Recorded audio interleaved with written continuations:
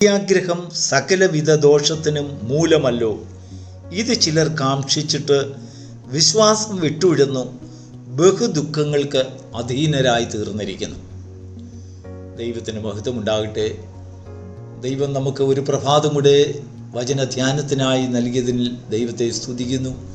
ഈ പ്രഭാതത്തിൽ തിരുവചനം ശ്രവിക്കുന്ന എല്ലാ ദൈവമക്കളെയും ദൈവം ധാരാളമായി അനുഗ്രഹിക്കുമാറാകട്ടെ. ദ്രവ്യാഗ്രഹം സകലവിധ ദോഷത്തിനും കാരണമല്ലോ. ദ്രവ്യാഗ്രഹം ഇന്ന് ലോകത്തെ ഭരിച്ചുകൊണ്ടിരിക്കുകയാണ്. മോഹം, മറ്റുള്ളവനെ പോലെ ആകണം, മറ്റുള്ളവരെ പോലെ ജീവിക്കണം, അവരുടെ കയ്യിലുള്ളത് എനിക്കും ഉണ്ടാകണം എന്നുള്ളതായ ഒരു ആശ, മോഹം, ചിന്ത, ആശയം, അഭിപ്രായം, ആ ഒരു ആഗ്രഹം നമ്മെ ഭരിക്കുമ്പോൾ അല്പാൽപമായി അത് നമ്മെ വിഴുങ്ങുന്ന ഒരു ശക്തിയായി രൂപം കൊള്ളും.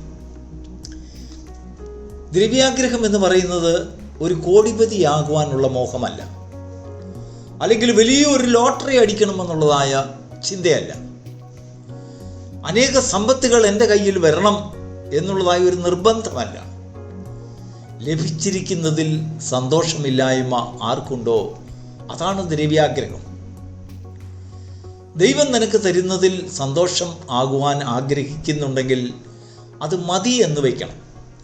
അത് മതി എന്ന് വയ്ക്കണമെങ്കിൽ അപ്പോസ്തലനായ പൗലോസ് തിമോഥെയോസിനോട് പറയുന്നതായ 7-ാം വാക്യത്തിൽ 6-ാം അധ്യായത്തിൻ്റെ 7-ാം വാക്യത്തിൽ പറയുന്ന ഒരു കാര്യം നമ്മുടെ ഹൃദയസ്ഥമായി നമ്മൾ അത് പ്രാക്ടീസ് ചെയ്യണം. ഇഹലോകത്തിൽ നാം ഒന്നും കൊണ്ടുവന്നിട്ടില്ല, ഇവിടെ നിന്ന് നമുക്കൊന്നും കൊണ്ടുപോകുവാനും കഴിയുന്നതല്ല. ദൈവത്തിന് മഹത്വമുണ്ടാകട്ടെ. മനുഷ്യരെത്ര കേട്ടിരുന്നാലും അവരുടെ ബുദ്ധിയിലേക്ക് കടന്നു വരുവാൻ കഴിയാത്തതായ വലിയൊരു ശക്തി ഇതിൻ്റെ പിന്നിൽ പ്രവർത്തിക്കും. ഈ പേഴ്സിൻ്റെ മുന്നിൽ, അല്ലെങ്കിൽ സമ്പത്തിൻ്റെ മുന്നിൽ, സമ്പാദ്യം എന്നുള്ളൊരു വാക്കിൻ്റെ മുൻപിൽ, അതിൻ്റെ പിന്നിലും മുൻപിലും അത് നാലുപാടും നമ്മളെ ബന്ധനസ്ഥരാക്കി നമ്മളെ നയിച്ചു കൊണ്ടുപോകുന്ന ഒരു ശക്തി അതിനകത്തുണ്ട്. എന്നാൽ അതിനെ ജയിക്കുവാൻ പൗലോസ് അപ്പോസ്തലൻ തിമോഥെയോസിനോട് പറയുന്നത്, മതി എന്ന് പറയുന്നതായ ഒരു സ്വഭാവം നമ്മൾ കൈവരിക്കുമ്പോൾ ആ പിശാച് നമ്മെ വിട്ടോടിപ്പോകും. ബഹുദുഃഖങ്ങൾക്ക് അധീനമായി ഓരോ ദിവസവും നമ്മെ നീറ്റി പുകയ്ക്കുന്നതായ അനേക അനുഭവങ്ങളിൽ നിന്ന് നമുക്ക് വിടുതലുണ്ടാകും. നമ്മുടെ കുഞ്ഞുങ്ങൾക്ക് വിടുതലുണ്ടാകും, നമുക്ക് വിടുതലുണ്ടാകും. ദൈവത്തിന് മഹത്വമുണ്ടാകട്ടെ.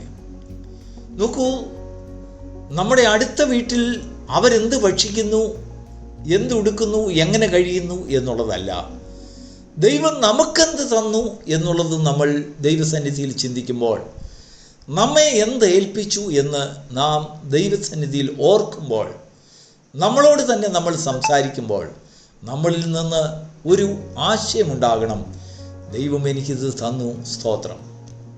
ഒരു പക്ഷെങ്കിൽ അന്നത്തെ ദിവസം പട്ടിണിയായിരിക്കാം. ആ പട്ടിണിയുടെ അങ്ങേപ്പുറത്ത് ദൈവം നിനക്കായി വലിയ കാര്യങ്ങൾ ചെയ്യും. നോക്കൂ, ഇസ്രായേൽ ജനത്തോട് ദൈവം സംസാരിക്കുമ്പോൾ അവരെ മരുഭൂമിയിൽ നിന്നും കനാനിലേക്ക് പ്രവേശിപ്പിക്കുന്നതിന് മുൻപ് ദൈവം മോശ മുഖാന്തരം, യോശുവ മുഖാന്തരം അവരോട് ചില വചനങ്ങൾ പറഞ്ഞു. ഞാൻ നിങ്ങളെ കൊണ്ടുപോകുന്നതായ ദേശം കുന്നുകളും മലകളും താഴ്വരകളുമുള്ളതാണ് എന്ന് പറഞ്ഞാൽ ഏറ്റമുണ്ട്, താഴ്ചയുണ്ട്, കുന്നുകളുണ്ട്, ചരിവുകളുണ്ട്, താഴ്വരകളുണ്ട്, സമഭൂമിയുണ്ട്, കാടുകളുണ്ട്, മേടുകളുണ്ട്. ഇതുവരെയും നിന്റെ ജീവിതത്തിൽ നീ മരുഭൂമി മാത്രമാണ് കണ്ടത്, മണലാരണ്യമാണ് കണ്ടതെങ്കിൽ നീ പോകുന്നതായ ദേശം കുന്നുകളുണ്ട്, ഉയർച്ചയുണ്ട്. അവിടെ ആ ഉയർച്ചയ്ക്ക് അങ്ങേപ്പുറം താഴ്ചയുണ്ട്. ആ താഴ്ചയ്ക്ക് ശേഷം സമനിലങ്ങളുണ്ട്, താഴ്വരകളുണ്ട്.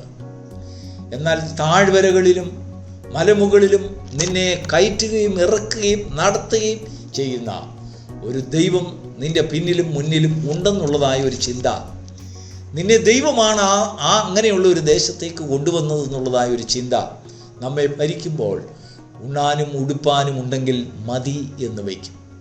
ദൈവത്തിന് മഹത്വമുണ്ടാകട്ടെ.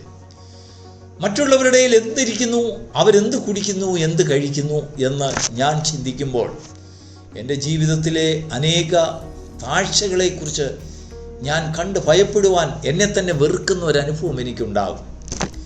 ദൈവത്തോട് നന്ദിയില്ലാത്തൊരു ചിന്ത, ദൈവത്തെ ഭയപ്പെടാത്തൊരു ചിന്ത, വെറുപ്പ്, മറ്റുള്ളവരോട് ഈർഷ്യയും പിണക്കവും നമുക്കുണ്ടാകും.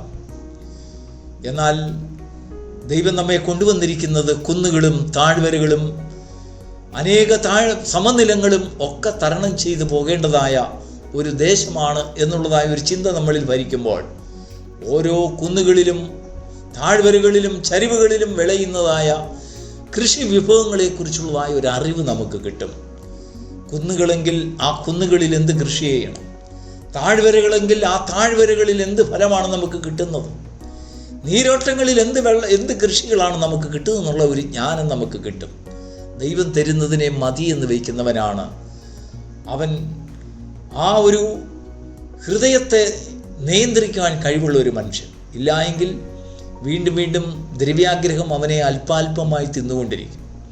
അവന് കയറുവാൻ കഴിയാത്ത കുന്നുകൾ കാണുമ്പോൾ അവന് നിരാശ ജീവിതത്തിലുണ്ടാകും.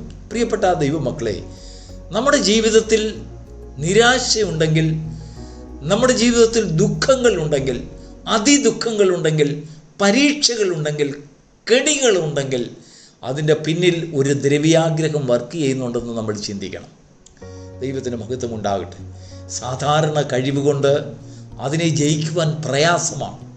എന്നാൽ ദൈവം നമുക്കായി വലിയത് വച്ചിരിക്കുന്നു എന്നുള്ളതായ ഒരു ചിന്ത, ഇഹലോകത്തിൽ നിന്ന് നമുക്ക് കൊണ്ടുപോകുവാൻ കഴിയുന്നതായ ഒരു വലിയ സമ്പത്ത് ദൈവം നമ്മെ ഏൽപ്പിച്ചിട്ടുണ്ട്. അത് മൺപാത്രങ്ങളിലാണ് ഏൽപ്പിച്ചിരിക്കുന്നത്. അപ്പോസ്തലനായ പൗലോസ് കൊരിന്ത്യ സഭയോട് പറയുന്നത്, ഈ അത്യന്ത ശക്തി ദൈവത്തിൻ്റെ ദാനം എന്ന് വരേണ്ടതിന് ഈ നിക്ഷേപം ഞങ്ങൾക്ക് മൺപാത്രങ്ങളിലാണ് തന്നിരിക്കുന്നത് എന്ന് പറഞ്ഞാൽ, താഴെ വീണാൽ ഉടനെ പൊട്ടുന്ന മൺപാത്രം. ഒരുപക്ഷെങ്കിൽ ദൈവം അത് ധനികനെ ഏൽപ്പിച്ചിരുന്നുവെങ്കിൽ ദൈവത്തിൻ്റെ ദാനങ്ങൾ പൊൻപാത്രങ്ങളിലാക്കുവാൻ അവൻ്റെ ജീവിതത്തിൽ ഒരു നെട്ടോട്ടം ഓടുമായിരുന്നു. ദൈവം അത് അവനെ ഏൽപ്പിച്ചില്ല, ദരിദ്രനെ ഏൽപ്പിച്ചു. ലോകത്തിൽ ദരിദ്രരെ ദൈവം തെരഞ്ഞു. അവരെ വിശ്വാസത്തിൽ സമ്പന്നരാക്കാമെന്ന് ദൈവം കണ്ടുപിടിച്ചു. അവരിലുള്ളതായ മൺപാത്രത്തിൽ സൂക്ഷിക്കപ്പെടുന്ന അത്യന്ത ശക്തി, ആ നിക്ഷേപം അവരുടെ ജീവിതത്തിൽ ഭൂമിയിൽ നിന്ന് അവർ ഡിസൈൻ ചെയ്ത് അവരുടെ കൂടെ കൊണ്ടുവരുവാൻ അവരെ പ്രാപ്തരാക്കുന്നതാണ് ദൈവത്തിൻ്റെ ദാനം, ദൈവത്തിൻ്റെ കൃപ. ഈ പ്രഭാതത്തിൽ ദൈവത്തിൻ്റെ കൃപയെയും ദൈവത്തിൻ്റെ ശക്തിയുടെ പ്രമാണത്തെയും തിരിച്ചറിയുന്ന മനുഷ്യനാണ് ദൈവത്തിൻ്റെ സന്നിധിയിൽ ഭാഗ്യവാൻ എന്ന് പറയുന്നത്. ഈ ലോകത്തിൽ നമ്മുടെ ദൃഷ്ടിയിൽ ഒരു സമ്പന്നനെ സംബന്ധിച്ചിടത്തോളം അവൻ ഭാഗ്യവാനെന്ന് നമ്മൾ പുകഴ്ത്തുന്നുണ്ടായിരിക്കാം. പക്ഷേ ദൈവം നോക്കുമ്പോൾ അവൻ നിർഭാഗ്യവാനാണ്. സ്വർഗീയ നന്മകളെ അനുഭവിക്കുവാനും സ്വർഗീയ നിക്ഷേപങ്ങളെ അവൻ്റെ കയ്യിൽ വെച്ച് അതിനെ ഭരിക്കുവാനും അതിനെ തലോടുവാനും അതിനെ ലാളിക്കുവാനും അതിനെ വളർത്തിയെടുക്കുവാനും കഴിവില്ലാത്ത നിർഭാഗ്യവാൻ. ദൈവത്തിന് മഹത്വം ഉണ്ടാകട്ടെ. ദൈവത്തിൻ്റെ വചനം നമ്മെ ഓർപ്പിക്കുന്നത്, ഈ ഭൂമിയിൽ നിന്ന് നമ്മൾ ഒന്നും കൊണ്ടുപോവുകയില്ല, നമ്മളൊന്നും കൊണ്ടുവന്നിട്ടില്ല. നമുക്ക് കൊണ്ടുപോകുവാൻ കഴിയുന്നത് ഒന്നുണ്ട്, അത് മൺപാത്രങ്ങളിൽ വെച്ചിരിക്കുന്ന ദൈവത്തിൻ്റെ അത്യന്ത ശക്തി. ആ ശക്തി നമ്മളിൽ വസിക്കുമ്പോൾ ദൈവം തരുന്നത് മതി എന്നുള്ളതായൊരു ചിന്തയുണ്ടാകും. ഉണ്ണാനും ഉടുപ്പാനും ഉണ്ടെങ്കിൽ അത് മതി. കർത്താവേ, എന്നെ ഉണ്ണുവാനും ഉടുക്കുവാനും തന്ന് എന്നെയും എൻ്റെ തലമുറകളെയും നിലനിർത്തണമേ എന്ന് ഏതൊരുവന് പ്രാർത്ഥിക്കുവാൻ കഴിയുന്നുണ്ടോ? ദൈവത്തോട് പറയുവാൻ കഴിയുന്നുണ്ടോ? ദൈവത്തോട് ആവശ്യപ്പെടുവാൻ കഴിയുന്നുണ്ടോ? അവൻ ഭൂമിയിൽ ഭാഗ്യവാനാണ്. ഇങ്ങനെയുള്ള ഭാഗ്യവാന്മാരെ കണ്ട് സർവ്വ സൃഷ്ടികളും സന്തോഷിക്കും. അവരുടെ ഇടയിൽ ഒരു സന്തോഷഘോഷമുണ്ട്. സകല സൃഷ്ടികളും, മരങ്ങളും, മൃഗങ്ങളും, പക്ഷിലതാദികളും അങ്ങനെയുള്ള ഭാഗ്യവാന്മാരെ കാണുമ്പോൾ അവരിൽ ഒരു ചെറിയ ഒരു വ്യത്യാസം, ഒരു സന്തോഷത്തിൻ്റെ ലഹരി അവരിൽ വർദ്ധിക്കുന്നതായി നമുക്ക് മനസ്സിലാക്കുവാൻ കഴിയും. ഭൂമിയിൽ ഭാഗ്യവാന്മാരായിരിക്കാൻ ദൈവം നമുക്ക് ധാരാളം കൃപ തരട്ടെ. God bless you.